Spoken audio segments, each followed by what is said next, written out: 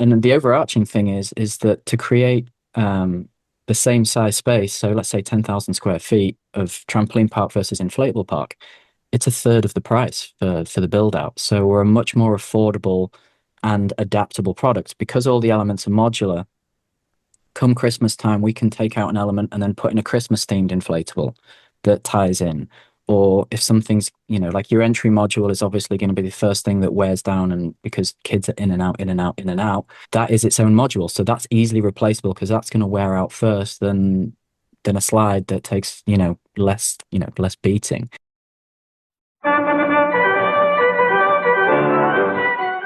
Welcome to the Attraction Pros podcast, where we discuss the latest trends and challenges facing the attractions industry today.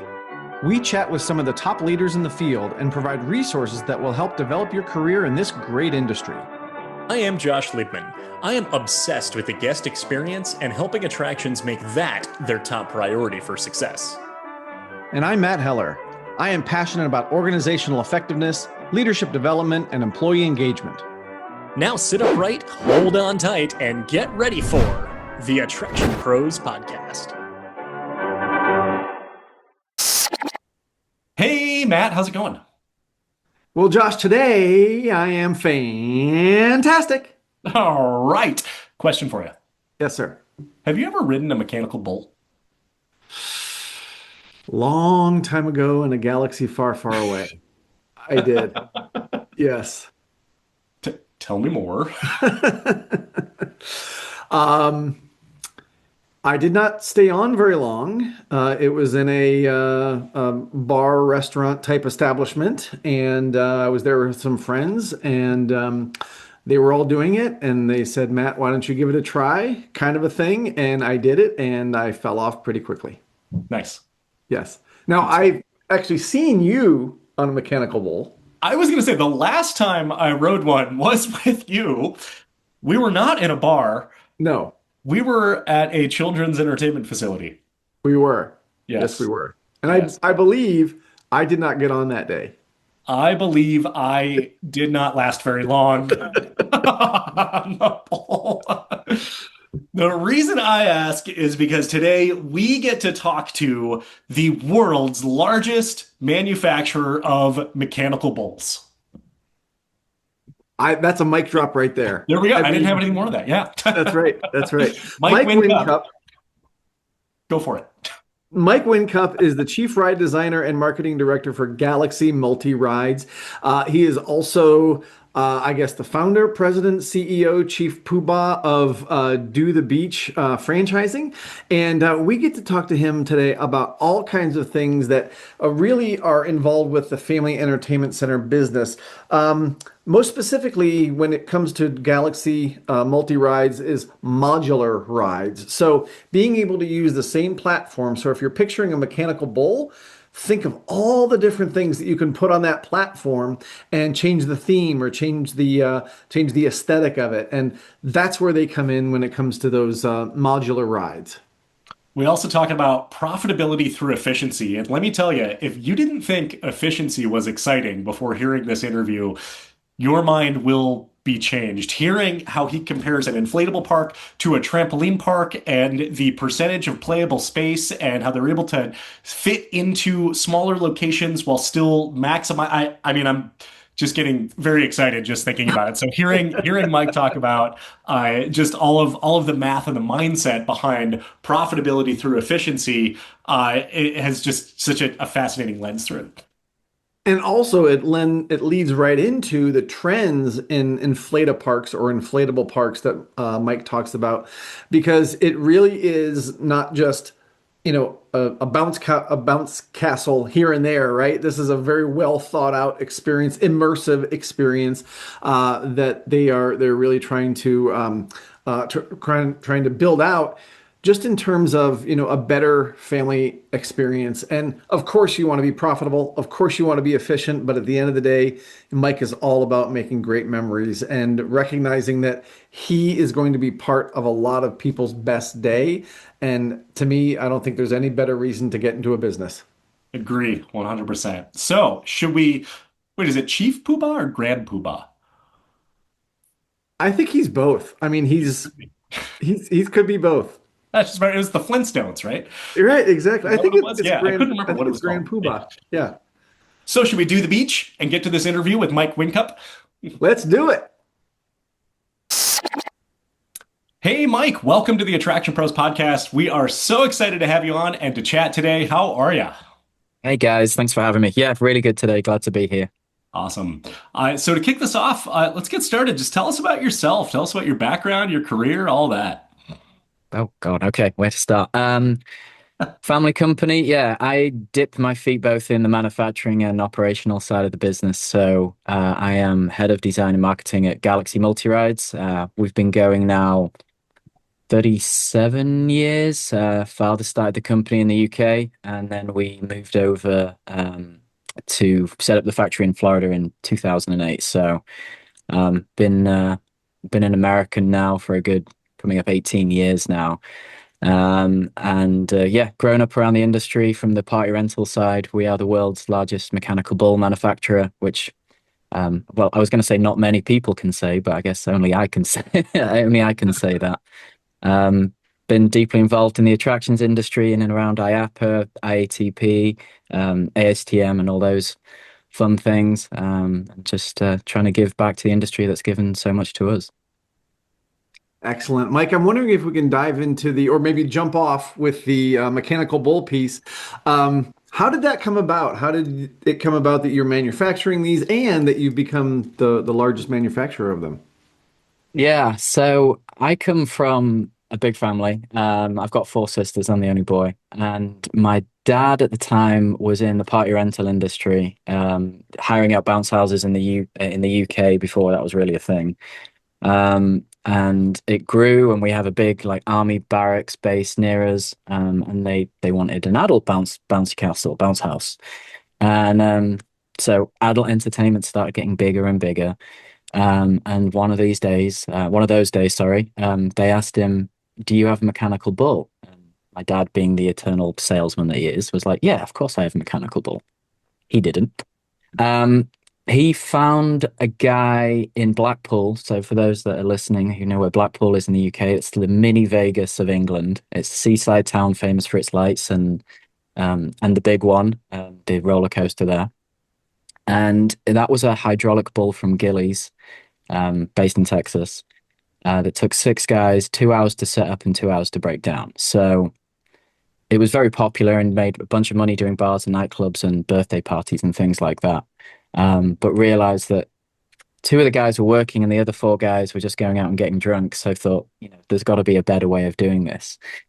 And he actually returned from, I don't know the exact year, sorry, the exact location of, somebody will correct me where IAPA was that year, but he came back and he saw the Kodak booth had a giant fiberglass wave for a photo opportunity on a surfboard. And he looked at that and thought, wow, that would be cool if that moved as well. So he came back to the UK and he put his heads together with one of his friends that's an engineer, because my dad has no engineering background, and said, I've got this problem with the bull, but I've also seen this thing with a surfboard. Like, is there any way that I can blend the two together? And through that, they made a simple hydraulic base that you could change the attachment from a surfboard to a mechanical bull and back again. And that is where the multi-ride was born. And really, that's where Galaxy Multi-Rides was born. Not that he knew it at the time, because he was just doing it for himself. So that became very popular. And he was actually an exhibit. He was the entertainment at an exhibition at the Excel Centre in London. And this Dutch guy came up to him and said, "This is great. I want to buy six." And he's like, "I'm sorry, I'm not. I'm just here for the entertainment. They're not for sale." He's like, "No, this is fantastic. I want six." So that's where we got into manufacturing. And since then, that was the late 1989. And here we are, 36, 37 years later. We've sold thousands of machines across 45 different countries, every territory. And we have 54 different ride attachments. So from beer bottles that you can ride to mechanical sharks. And we've done all kinds of different brands, hot sauce packets for Taco Bell. We do a lot of custom advertising and brand activation. So that's really how we got into manufacturing. Um, and then we started selling into the US in 1993. For perspective, I was 8 at the time. Um, and then in 2008, my dad came to me, well, late 2007, my dad came to me and said, "We're setting up a factory in the US. Um, how do you feel about joining us? Do you want to come?" And I said, "Yeah." It's full of arrogance, just come out of university, bought a new house, bought a new car, was running the UK, Europe, and Middle East side, and went, "You know what, Dad? Yeah, I'll give you a year." And here we are 18 years later, and we've grown the facility here in Southwest Florida. Super proud to be American made. And that's more or Nice. less manufacturing in a nutshell. Mm. That's awesome. I wonder if we can go deeper into the multi-rides piece of it because you touched on it a little bit, kind of the interchangeable kind of surfboard mechanical bull side of it.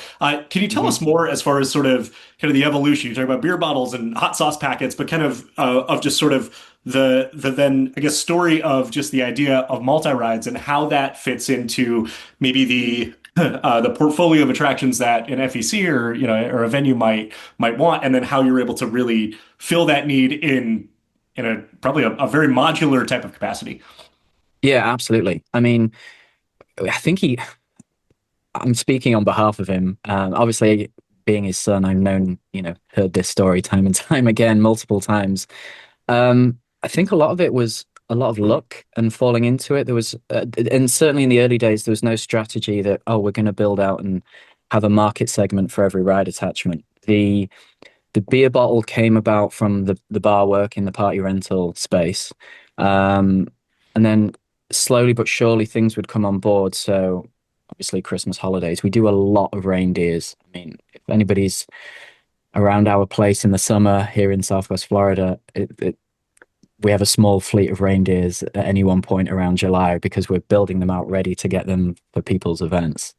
Um, the Certainly in the early days in the UK, um, there was a lot of money poured into that bar work. So it'd be beer cans, beer bottles, the launch of brands.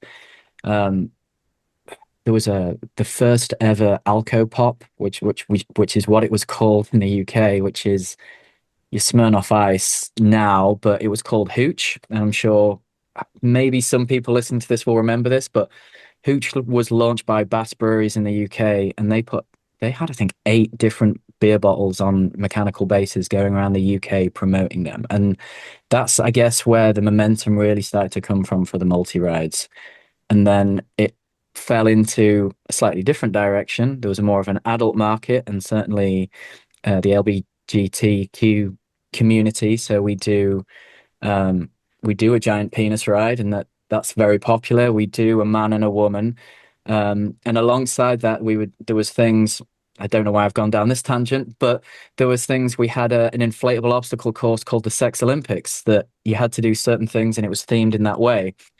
So I don't think there was any particular avenue that we stayed in. We went off in every different direction, and I think that's why.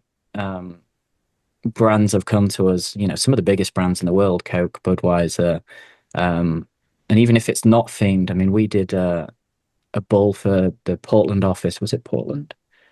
I may have that wrong, but for Google, they have a mechanical bull in their office, and I know that was very mid 2000s kind of .com kind of thought process behind it. But yeah, we've done a lot.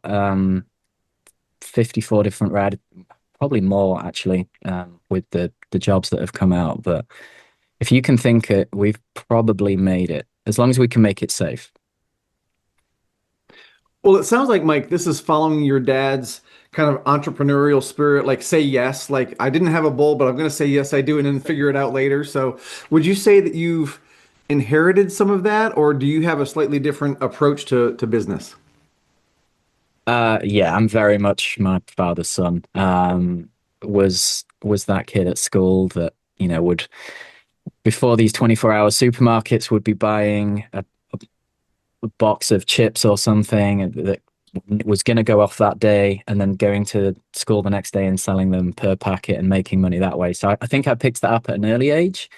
Um, I'm, and I don't think you'd have a problem saying this. I'm very much the creative force Galaxy, and like, but the fact that I'm based in that entrepreneurial spirit and how we can grow the business, and is it a viable product, or is it something that people are going to latch onto? I mean, literally, what's just come across my desk last week is a mechanical lobster, and the visuals of it are phenomenal because a client wants it. And what we do in those situations is we'll custom make a ride for anybody, but often or not, we will share the origination costs with them if we think it's commercially viable for other customers. And so those conversations come up, and we say, sometimes it's so unique. Like we had Kalahari Resorts. It never actually came to fruition, but the idea was a rhinodillo. It was an armadillo with a rhino head. That's a very much one-off that we're not going to be able to sell, but a lobster for party rental or restaurants or something like that. I think there's legs in it. So I mean, that's as early as last week. So um, we'll see. There might be a mechanical rodeo lobster coming to a city near you. Uh, so, Mike, in addition to Galaxy, the latest iteration of the business has gone from the manufacturing side to the operating side, and the inflatable parks or inflataparks and Do the Beach. And I'm wondering if you could talk about, even before going into detail on the actual parks themselves, but kind of maybe the catalyst for kind of crossing from supplier to operator and kind of merging those together. Yeah, absolutely. So we've been manufacturing inflatables since the beginning, since the early 90s. And the irony of what I'm about to say is not lost on me, that I don't consider us an inflatable manufacturer. And what I mean by that is that we're not making bounce houses, and ironically, we do have a couple of slides that we make, but I'm not wanting to tackle the bread and butter of that party rental industry. There's a lot of companies that do that and do it at huge scale and do it very well. We got approached in early 2018 by a customer in the UK that wanted to totally rip out their trampoline park and replace it with um, inflatables, and came to us and thought, how do you think this would work? We had a decades and decades relationship. Um, and we looked at it, and it would have been easy for us just to jump in and go, yeah, we can make that work. But it was the big questions that I still get today from any prospective client, the longevity and how's it going to work, and what if something pops, which is just not a thing in inflatables anyway, but what if something breaks down and tears? So we put the work in 2018 of developing the inflatable park concept. We weren't the first to bring it to market. We got pipped to the post slightly. But we did bring it October 2018. We opened up in Norway, in Oslo, Norway. And the idea was that we were taking uh, all the elements that we've made over the past, because certainly me, if I had an idea for a slide or an obstacle course or something different that the major party rental inflatable companies weren't doing, I just kind of kept it in the back. And then it came to a crunch point where it's like, let's make this because it will complement existing products that we already make.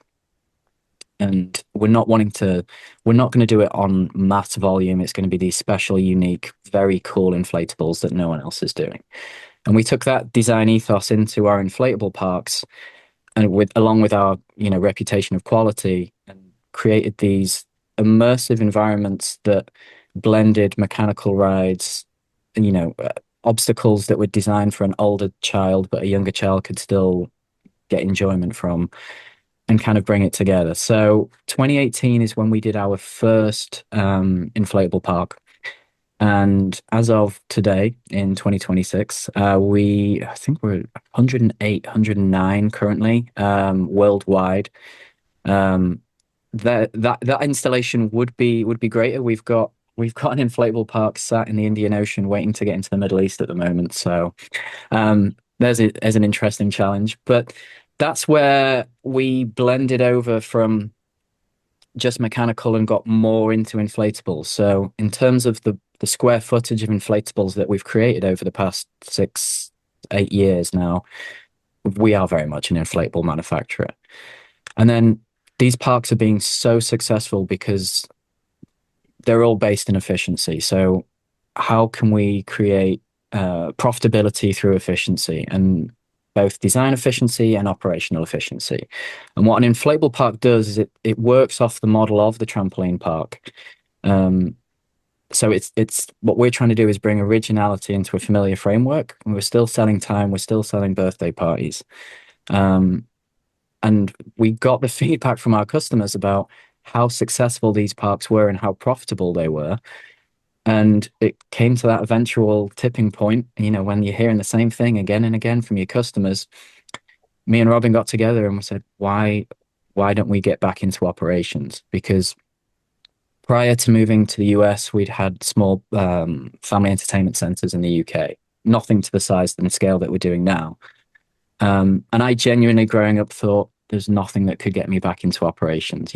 I'd grown up as a kid going to fairs and festivals, doing party rentals. As I went into my teens, was doing private events, nightclubs, bars, and then was working in a family entertainment center in the UK. So growing up through that, there was no part of me that wanted to get back into operations. And then we got the feedback from our customers and how successful they were being. And that's when we started to get the wheels in motion for Do the Beach franchising. I'm a, things happen for a reason and timing. Having been around the industry for as long as I have, and I got called a veteran the other day, which is wild to me that I'm 40 years old and got called an industry veteran. But we had a meeting with Kurt Scallerup, the founder of Altitude Trampoline Parks, and he'd exited Altitude and was looking for something new, and he just kind of fell in love with the inflatable park concept. He's like, "This is brilliant! How bright and adaptive and modular this can be." And we put our forces together. So that's where Do the Beach came from, starting our manufacturing and operation knowledge ourselves, combined with Kurt and his team at Altitude, former Altitude team, I should say, come together to create this rounded out package that we're calling franchising in a box, where we will help you find your real estate. We will help you with your financing because we have those relationships already. The banks and the lenders understand what the model is. We will help you obviously with operations and all the normal thing that comes with a franchise. But we'll even help you with the construction and build out. And obviously, as a manufacturer, we're vertically integrated. So we're leveraging our relationships and effectively discounts in the industry, and providing value, providing value to our franchisees. So all these people, the insurance companies, the technology, the music, everything that comes together in an FEC, all these people that I've spent time with across the world at all these expos and conventions, it's now time to pull them together and say, this is the package, and get value for our franchisees. So yeah, that's how it all came about. That's so cool. And I love the fact that, so many of these ideas came from listening to your customers, right? You hear the same thing over and over again, and you say, hey, this has got to be a good idea. There's a need that we can fill here, and let's turn that into a business. I would also say that your veteran status probably has more to do with your knowledge than your age. So kudos to you on that. But I do want to go back to something you said earlier about profitability through efficiency. I'm wondering if you can dive a little deeper into that, and maybe give some insights into how you do that, like on a daily basis. Yeah, it's very much my design philosophy. And it's born from being in so many different FEC facilities, FEC facility types. So from bowling alleys, aquariums, trampoline parks, the full gamut that I've been in around the world, and seeing how just something as simple, and it's not always an option when you're going into a particular space, but where your manager's office is compared to your checkout, or, minimizing, I think probably this comes from a manufacturing basis, right? Is that if I can minimize my guys in the factory moving across to a tool or move something, being more efficient with their time so that we can have a smaller staff. So that, in terms of an operational sense, is how we lay out our parks and stores that way. From a design, in terms of the attraction side, we know that staffing is one of our biggest overheads. And if we can cut down on that safely, obviously, So when I design parks, I have to be considerate of the flow of the guest experience moving through the attraction because an inflatable park is, for those that don't understand, is one big modular area made up of different attractions. So you're not just going in there just to bounce around. Obviously, there is that element. We have slides, we have obstacle courses, we have mechanical rides, we have sports air course. We've just got our patent for integrating soft play into inflatable parks, and it's my vision to create these fully immersive environments where we're being more efficient with the space. So um, obviously we're using the same platform as a trampoline park model. 60% of the play space in a trampoline park is playable. For the same square footage, 90% of the play space in an inflatable park is playable. So straight away, we've increased play capacity there, which then is increased on your ticket sales. And so that's how we're driving profitability that way. And then the overarching thing is that to create the same size space, so let's say 10,000 square feet of trampoline park versus inflatable park, it's a third of the price for the build out. So we're a much more affordable and adaptable product because all the elements are modular. Come Christmas time, we can take out an element and then put in a Christmas themed inflatable that ties in. Or if something's, like your entry module is obviously going to be the first thing that wears down, and because kids are in and out, in and out, in and out, that is its own module. So that's easily replaceable because that's going to wear out first than a slide that takes, less beating. So that's really where it came from. And I'm trying to design from from where one staff member can review three attractions or more at the same time. And typically those attractions again are designed in a way that they don't even require adult supervision, or that we're minimizing risk in those designs so that we can be a bit more efficient, and allow kids to express themselves and be adventurous and explore, without injury. So it's a fine balancing act between guest experience, safety, and operational efficiency in terms of profitability. So it's the reason that sorry, I shouldn't paint that broad brush. It's the main reason that anybody opens a facility is it's a business and we're here to, create revenue and grow wealth. But I'm a bit of a idealistic on the other side, is that I'm trying to create these guest experiences and these core memories for kids. So it's a balance, you get your investors that want that, but we have some very good community partners that do it because they love the industry as well. Yeah. That's so fascinating, and so interesting about just the percentage of a trampoline park that's playable compared to an inflatable park, the 60 versus 90. I never thought of it from that standpoint. One of the questions that I have about this, and it ties in with the business model, is that this was, or correct me if I'm wrong, but this was started as a franchise, as a franchisor organization, Mhm. and I'm wondering, A, is that typical, or is it kind of accelerating the model a little bit of let me open one location, test the waters, prove the concept, and then open more that are owned and operated, and then when ready, when I don't know, earning whatever right or permission to then jump into franchising. It seems like a lot of that was kind of fast forwarded a little bit, and is that because of kind of the knowledge and the resources and the relationships and connections you have to be able to say, okay, we're able to sell this as a package altogether? Yeah, 100%. So it has raised a few eyebrows that we went straight in as franchise, and we signed three franchisees without having a physical location open ourselves. And that was, I mean, I'm extremely proud of that because the trust that people put into us, and that's based off the fact that our years in the industry, but also that we've sold, we've opened 100 plus independent parks, and then on Kurt's side, they've done over, I think it's about 90, 100 stores before they exited of trampoline parks. So the proven, the model is definitely proven, and we're just tweaking it in a way. We think that do the beach, not just think, I really strongly believe this, and I take great pride in the fact that I have this kind of momentum behind me with it, is that it's the same. We are selling time.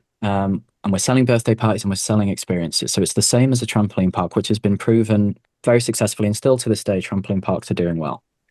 Where we excel, which I touched upon earlier, is we're a lower entry point for the same size of facility, in terms of the equipment and the build out, in terms of that efficiency side, and in terms of the operational side. But then on top of that, we're way more adaptable. The nature of what we do as an attraction profile is that we can get into those difficult buildings, we can get into those smaller ceiling heights or adjustable ceiling heights.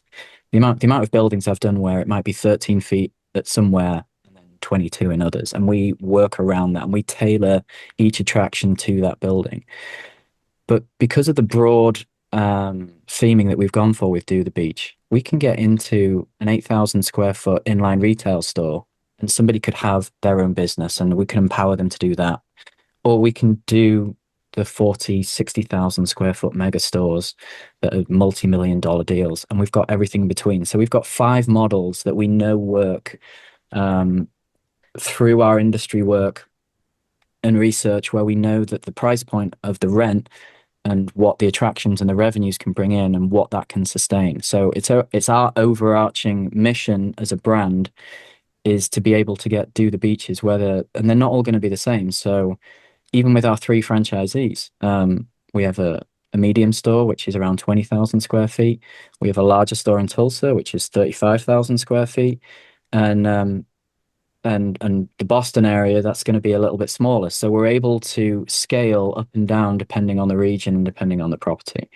And I think there's just a huge growth potential.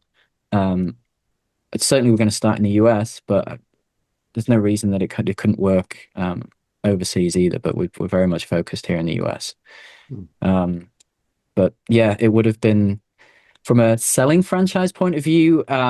It would have been, I guess, easier if we gone more the traditional route and opened a park, proven it, and had numbers to show people. Because for those traditional franchise buyers, they're like, well, what do you mean you've got no numbers you can share with me? And then you try explain, and it's trying to re-educate people. But for those that have bought in and understand, I mean, the parks that we've got open are thriving, and I'm thrilled for the owners there. I'm obviously thrilled for myself, but that concept of what we've built, the general public seem to be really buying in and having fun with it. That's really cool. And of course, having fun is the name of the game. Speaking of fun, Do the Beach is a fun name of the franchising company. Can you talk a little bit about that, where it came from, and then also how that informs the theming of your locations? Yeah, so initially we just wanted to be called The Beach, like a day at the beach. But yeah, USPTO had other ideas, and for obvious reasons, you can't copyright the name The Beach. So we needed a short little word, and which is intentionally why in the logo it is quite small, to be able to protect ourselves.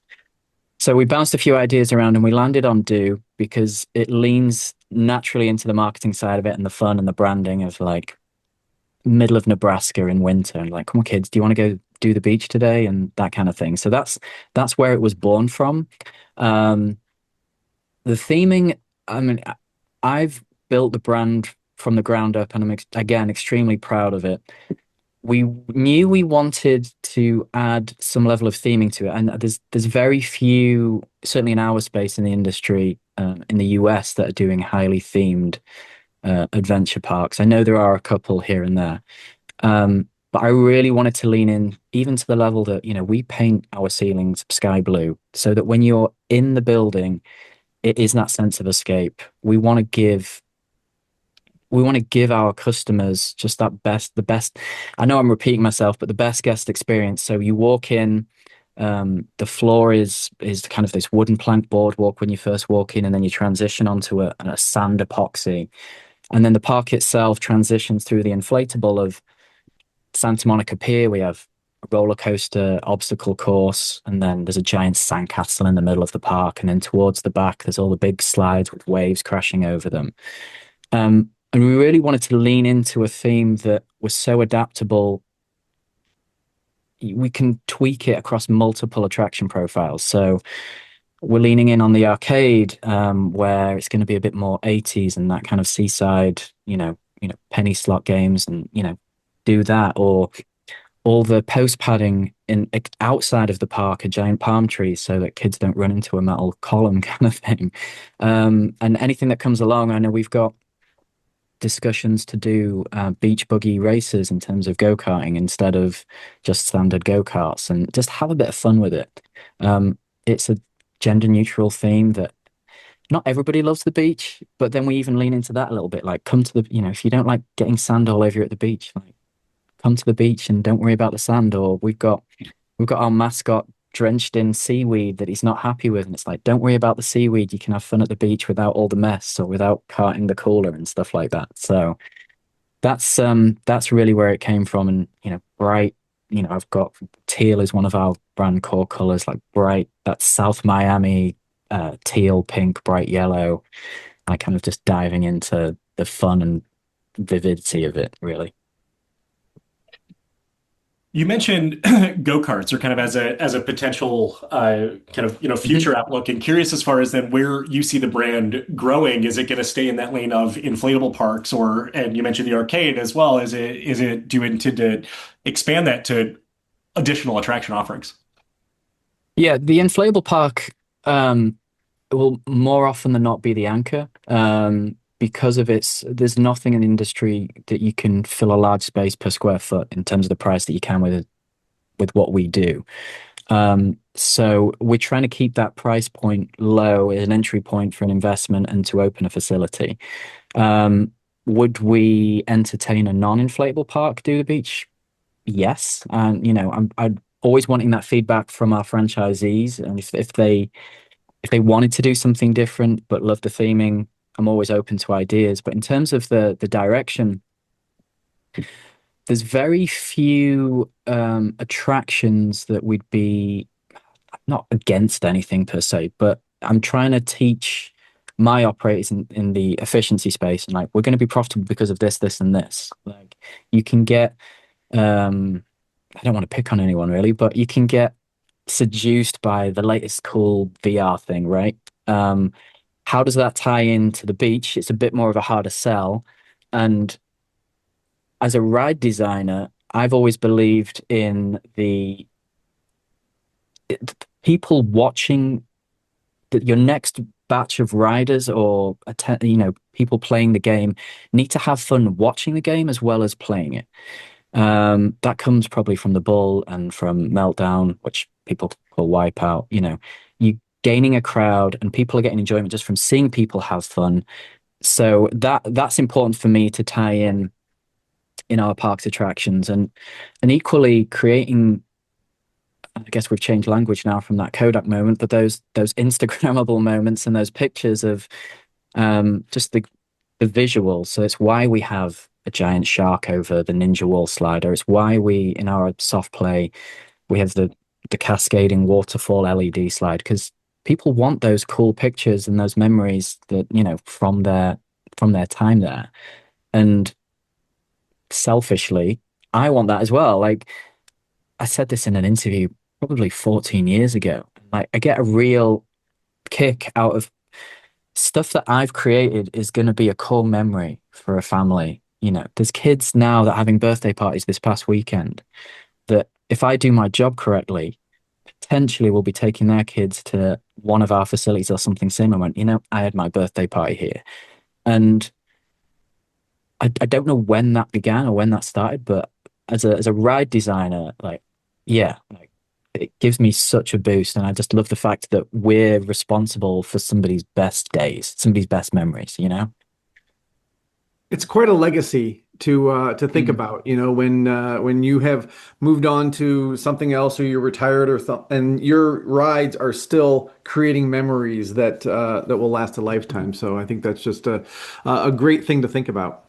I think that was born from, we did some real napkin math on, we worked out how many mechanical bulls we'd sold on average, there's 100 days of summer gap worldwide. And I know they get used way more than that. And then say if somebody was only doing one event a week for that term, and then each event only had X amount of people, and the tens and tens of millions of people at any one point that were riding mechanical bull that year around the world. Like somebody's had a hilarious experience or ticked off a bucket list item because of something that we did. And I think that's kind of where it started, and wanted to take that further,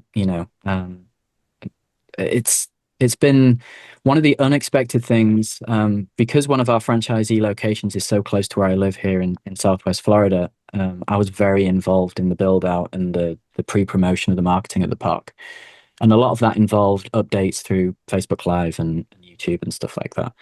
And I didn't account for the impact that it would have on families and the local community. Whereas when we came to opening day, I was obviously there, and we're giving away birthday parties and raffles and things like that.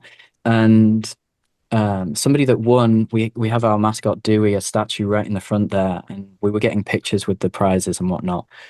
And this mother was like, "Oh no, we want you in the picture too." And I'm like, "Why?" She's like, "Oh no, we've been so excited. We've been watching your videos for months. Like the kids love you." And just being around the park, and when parents come up to you and say, "Thank you so much for bringing this to our community. We needed something like this so much." Like it was an unexpected benefit. I wasn't anticipating that at all, and it still catches me off guard when people are so thankful and grateful for me effectively doing my job. So. I really didn't know that about myself until, going through this process with the operation side. And I see why people kind of, the lifers, I should say, that, have been doing operations, that started as the entry level as a teenager and have grown up into management or owning their own facility. I fully get it now. That's why we do what we do. That's why we're in Right. this business. And you've been able to you just kind of shared it from both sides of the coin, from the mechanical bull side and from the operation side of Do the Beach. Side note, love the name of the mascot, Dewey. Yeah. That's I right. mean, that I'd love to take credit for that, but that was Robin. That was my dad. Uh, Again, it came from the Do thing. It's like, my name's Dewey, but you can call me Do. So, and we needed something unique as well. We're a big believer in IP and protecting, creative assets and things. So that's where that came from too. Yeah. I am curious, and I know we're in our final few minutes here, but the overall trend line of the inflatable park business, and you mentioned a few times, you said the inflatable parks is based on the trampoline park model. 10 years ago, I remember hearing people say, okay, the trampoline park model is based on the inflatable park model. And I don't know if maybe there was kind of a slump or so kind of in the inflatable park business, but there are a lot of brands that I remember that have since gone away. And then now, is this a little bit of a renaissance moment a little bit, or has it just always been there, but did the trampoline park side of it just kind of become the sexy new thing? It's the it's the evolution of the concept. So I think the previous iteration of an inflatable park was that they would be going to those party rental manufacturers, and there would be an individual obstacle course, and then you would get off that and walk across the concrete to go to the bounce house or the slide or whatnot. And when I was talking about the playable space between a trampoline park and an inflatable park, for those that don't understand the visuals, all these units are interconnected. So you will enter through one entry point in the inflatable park. And even if you are waiting to go on a slide or a stunt jump or a ninja wall, you're still bouncing around. The kids running are still bouncing while they're running. And that playable space is what you've got in your trampoline park, which would be your decks and your staircases and, your viewing platforms and even the pads and the framing. If we went by strictly, and I know that not as operators, we're not all perfect all the time, but in terms of the safety rules, there's only one child or participant per trampoline at any one time. If you took that as a capacity and then applied that same rule to the inflatable park, we are easily 3xing that. I mean, we're just tripling. So we're more efficient with our space. So those old, um, again, people that talk to me on any regular basis get bored of me talking about efficiency, because it's not particularly sexy. But those old inflatable parks were just units squished together, and they'd come out of one and go to another. And what we did is we made just one immersive environment so that we knew that kids were safe. So there weren't those trip and fall accidents on the carpet or or the decking or that kind of thing. So I guess you could call that a renaissance, but it's just again, more efficient way of doing it, and that driving profitability. Well, I You think can tell it's what I talk about every day, right? yeah, right. Yeah. Well, I was going to say, relating that to like theme parks and amusement parks. Back in the day, amusement parks were just collections of different concessionaires and different rides here, and they were just kind of plopped over here because there was a plot of land. And then you have the fully designed theme park. Where everything has its place and everything is there for a specific reason. That's exactly the same thing that comes to mind when you talk about kind of the evolution of the inflatapark. So really cool to hear that kind of parallel.